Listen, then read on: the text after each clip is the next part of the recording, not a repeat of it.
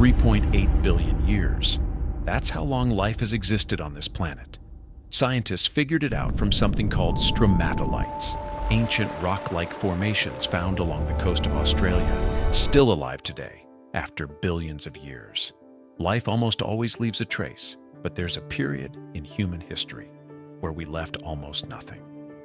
Around 930,000 to 813,000 years ago, our ancestors came terrifyingly close to extinction. Scientists reverse-engineered modern human DNA and discovered that the breeding population at that time dropped to just over 1,000 individuals. The fossil record from that period is nearly blank. The mainstream explanation is a sudden climate shift. Food became scarce, conditions turned brutal, and our ancestors barely survived. But there's a possibility that almost no one takes seriously.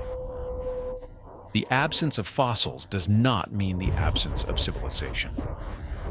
We have no way to prove that a more advanced human civilization existed during that gap, only that it left nothing behind. And that brings us to today's thought experiment. What if tomorrow morning, all 8 billion of us simply vanished? No war, no nuclear explosion, no pollution, just gone. In 10,000 years, what evidence would remain to prove we were ever here? Day 3 after humans disappear. Your lights are still on. Most power plants would shut down within 72 hours. But in some places, the grid is still running. What fails first, though, isn't the lights. It's the ground beneath your feet. Coastal cities like New York and London pump tens of millions of gallons of groundwater out of their subway systems every single day. The moment those pumps stop, seawater and groundwater start flooding in. Within 3 days, the entire New York City subway is underwater. The foundations begin to rot in acidic groundwater. And your dog is still waiting at the door. Your cat, though, it steps onto the windowsill, looks out at the empty street, and walks out the door. This isn't fiction. This is biology. Cats were domesticated thousands of years later than dogs, and far less completely. Their hunting instincts, skeletal structure, sensory systems, almost entirely intact. Every house cat is a descendant of the African wildcat. A few thousand years of domestication only softened their behavior toward humans. The core never changed. Dogs, on the other hand, tens of thousands of years of selective breeding have left many breeds completely unable to survive in the wild. A pug can't chase prey. A dachshund can't walk long distances. A chihuahua would freeze to death outdoors. That difference right now is about to lead them to very different endings. Day 15. The food piled up in supermarkets and warehouses is rotting on a massive scale. City rats are having the best days in history. Most pet dogs have already begun to die. The cats? They've been hunting rats in the streets for a week. Their vision and hearing are sharper than a dog's. They can leap 5 times their own body height, always alert, always ready to strike. The livestock, cows, chickens, pigs, are facing something close to total collapse. With no one feeding them, hundreds of millions of pigs and chickens die within the first 2 weeks. But here's something most people would never guess. Some of the chickens survive. Modern factory chickens were bred to be heavy, slow, and not particularly smart. They seem like the last animals that could make it in the wild. But their ancestor is the red jungle fowl, which still roams freely in the forests of Southeast Asia. That instinct was never fully bred out. The moment the cage doors open, many of them just start foraging. Day 30. The world's 400-plus nuclear power plants have burned through their backup generator fuel.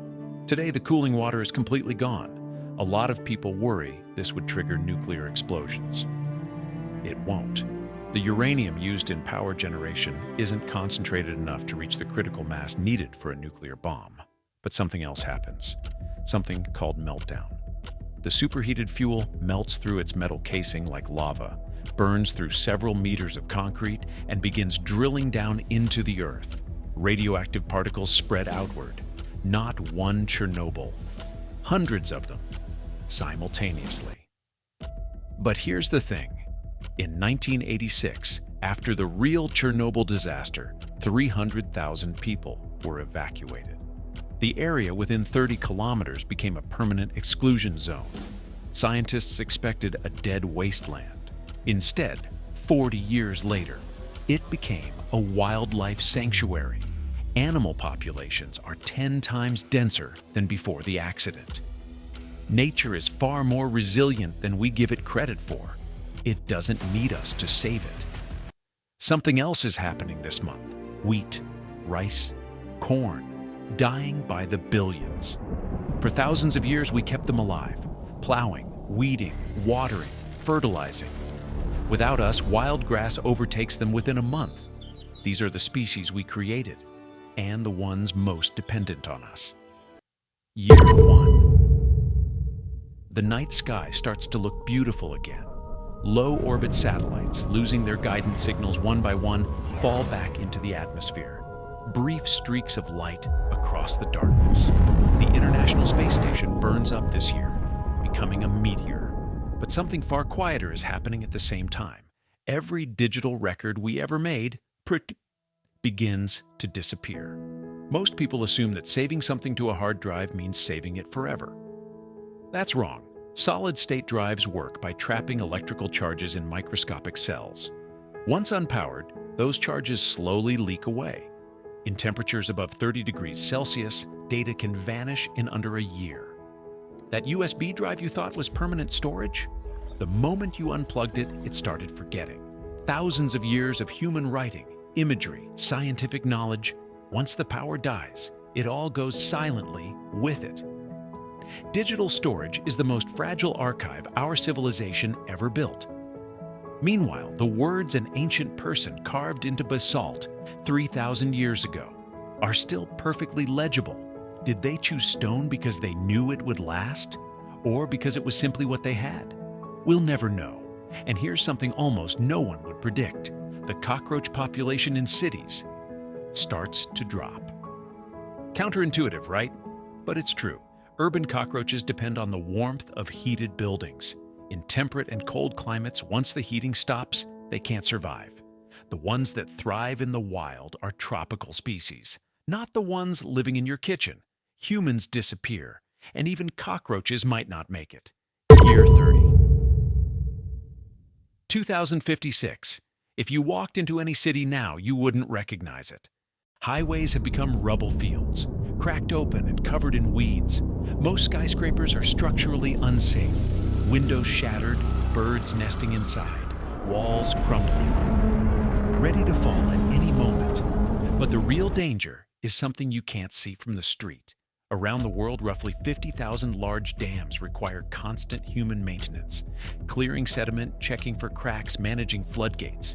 Without it, they begin to fail one by one over the following decades. The Three Gorges Dam, Hoover Dam, Kariba Dam. The water stored in these structures alone is enough to reshape entire river systems thousands of kilometers downstream.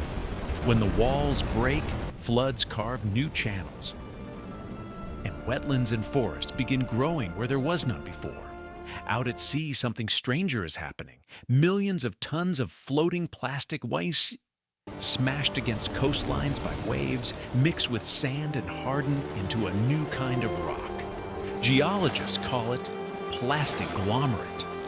This layer will be embedded in the geological record for hundreds of millions of years, a line etched into the skin of the planet, telling every future species something lived here that loved plastic.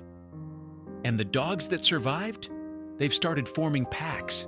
The medium-sized, instinct-strong mixed breeds are grouping into communities, slowly going feral. 30 years is 6 to 8 dog generations. Evolution's gears have quietly begun to turn. Year 100. 2126. The Eiffel Tower has collapsed. Without regular repainting to protect the iron, rust sets in, and within 50 to 100 years, it corrodes and falls. Most people assume reinforced concrete would last far longer. That's another misconception. The problem is the steel rebar inside. Acidic rainwater seeps in. The rebar begins to rust, and rust expands, up to 3 times its original volume, cracking the concrete from the inside out. 100 years is enough time for most skyscrapers to collapse into heaps of rubble and twisted steel. Bees are coming back in enormous numbers. The hives we managed are gone, but pesticides have stopped, monoculture crops have disappeared, and wild bee colonies are finding freedom they've never had. Their populations are exploding. The ruins of our cities are becoming some of the most biologically rich ecosystems on the planet. 1,000 years. The world of dogs has completely transformed. The survivors, after 1,000 years of natural selection, golden retrievers, huskies, mastiffs, those names are gone.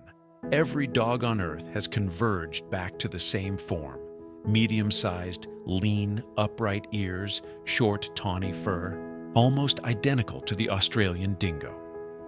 Every breed humans spent thousands of years creating. Nature reformatted in 1,000. Almost everything we built on the surface is gone. Almost. But the pyramids, they're still there, exactly as they were, complete, standing. The inner chambers still precisely aligned with the 3 stars of Orion's belt. 1,000 years of desert wind, barely a scratch. Every steel tower, glass building, concrete structure from our era, gone. And yet what legend says was built with copper tools and human hands still stands.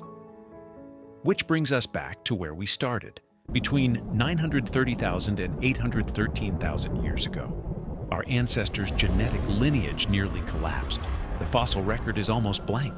But what if, in that silence, there was a civilization? It came, it flourished, and it disappeared completely, leaving nothing we can recognize, except one stone structure that thousands of years later, we still can't fully explain. Maybe the pyramids are the last words spoken by another advanced civilization on Earth, left for whoever came next, 10,000 years. The cities are gone, the subways are gone. All of it has turned to soil and organic matter, the foundation layer beneath new forests and grasslands. If an alien arrived now, what would tell it that a species called humans once lived here? Mount Rushmore is still standing. Washington, Jefferson, Roosevelt, Lincoln, 4 massive stone faces gazing down at a wild forest where there used to be a nation. Granite erodes roughly 1 inch every 10,000 years. Those faces will be readable for a very long time. These are the names we carved into a mountain. 10,000 years later, still there, and buried a few meters underground, a future geologist, whatever species that may be, will dig up a very strange geological layer: broken glass, microplastic particles, and one thing present in numbers almost beyond imagination: chicken bones. Tens of billions of them. Because humans loved eating chicken so much, chicken bones became the most widely distributed biological remains we ever left on this planet. That is our true epitaph. In the oceans, things are different. Farmed fish have mixed with wild populations, and after 10,000 years, thousands of generations of natural selection, new species have emerged. The descendants of dogs have changed beyond recognition. Broader faces, shorter snouts, hunting by scent, living in large and complex social groups. This is no longer a dog. This is a new species, grown from the bones of humanity's most loyal companion. 10,000 years. What happened to Earth? Recovery. Every space we took over, every species we pushed aside, every evolutionary thread we interrupted. All of it has restarted, and the pyramid stands there, waiting for the next civilization to arrive, just as it waited for us. Humans love to say we need to save the planet, but the planet doesn't need saving, because the Earth has never had a shortage of its next set of tenants.